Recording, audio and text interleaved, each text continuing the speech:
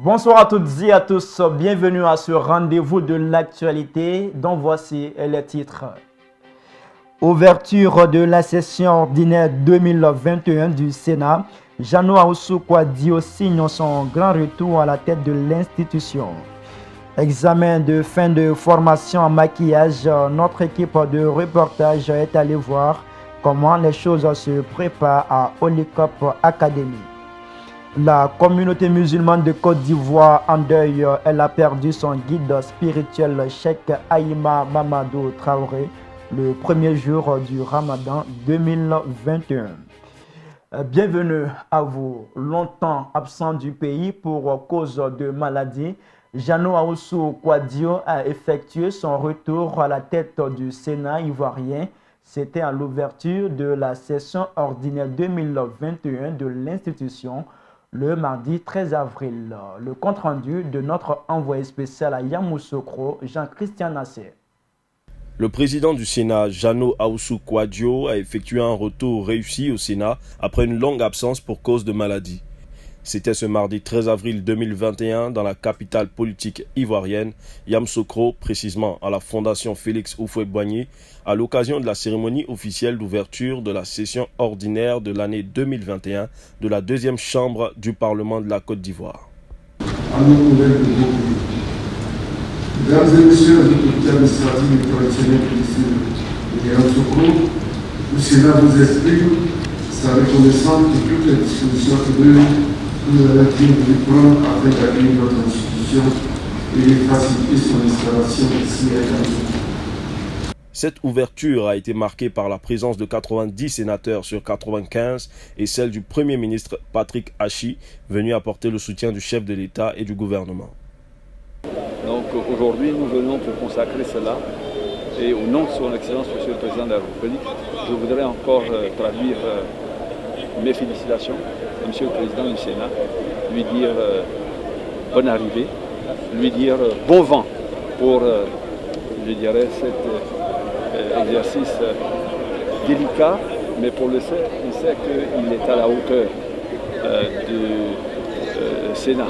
Au cours, je dirais, de ce mandat qui vient, de nombreux chantiers qui consacrent la prééminence des régions sont dans les projets de société du président et nous n'avons aucun doute qu'ils seront soutenus par le Sénat puisque dans les développements que vient de faire Monsieur le Président du Sénat lors de son adresse, de grands pans de ce projet-là ont été évoqués. En tout cas, c'est un sentiment de joie, de satisfaction qui nous anime. Quelques sénateurs présents à cette cérémonie ont également livré leurs impressions. Pour l'heure, nous sommes vraiment heureux et nous disons que ça montre que la Côte d'Ivoire, dans ses institutions, est en pleine vitalité, puisque l'Assemblée nationale s'est réunie il y a une semaine et 7 jours après c'est le Sénat. Et donc ça veut dire que la Côte d'Ivoire est un pays du droit qui respecte les engagements constitutionnels.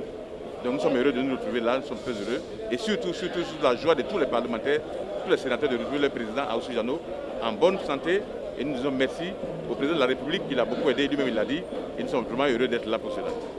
Nous avions deux impressions. La première impression, c'est les retrouvailles, de retrouver notre président de l'institution, Ahoussou Kouadio Jeannot, en pleine santé. Et aussi également, la deuxième, c'est l'entame des débats parlementaires pour l'année 2020-2021, où le président a donné les orientations en termes des thématiques. Aujourd'hui, c'est un jour particulier parce que c'est l'ouverture, c'est une session ordinaire et en présence de notre président du Sénat, Ahoussou Jeannot, qui nous revient tout frais, en pleine forme de France, après un long séjour pour raison médicale. Et ça coïncide aussi avec le premier jour du mois de carême musulman. Et nous disons que c'est un jour béni. L'ouverture du Sénat coïncide avec ce jour, c'est un jour béni et nous souhaitons que toutes les actions que nous allons mener dans le futur, tous les dossiers, tous les projets qui nous seront présentés seront examinés, seront disséqués et travaillés pour le bonheur de la population ivoirienne. Dans ce reportage que vous allez suivre maintenant, notre reporter Kone Nanourgo nous amène à Holy-Cop Academy, une école de formation en maquillage pour voir comment l'examen de fin de formation se prépare. Les apprenantes de Holy-Cop Academy première école certifiée 100% maquillage en Côte d'Ivoire et en Afrique de l'Ouest francophone, était en exercice pratique le mardi 13 avril 2021. Directrice et fondatrice, Oli Iyo explique les sujets du jour. Là, nous sommes en devoir pratique. La Holycop Academy, c'est 3 mois de formation théorique et pratique. Ici, je suis avec une élève académicienne de la 8e session pro. Elle vient de finir son maquillage. Elle est sur un maquillage festif. Vous pouvez remarquer qu'elle porte un eyeliner pailleté bleu sur un dark brown avec une bouche mono un peu rouge vin avec un teint duo. Voilà, ce maquillage-là, il se porte pour les événements.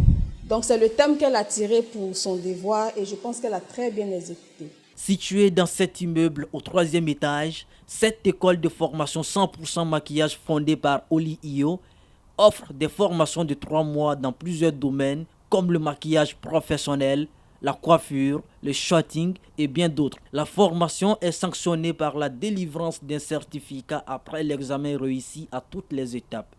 Fondée en 2017, Holycop Academy a déjà formé plus de 100 maquilleurs professionnels, tous actifs.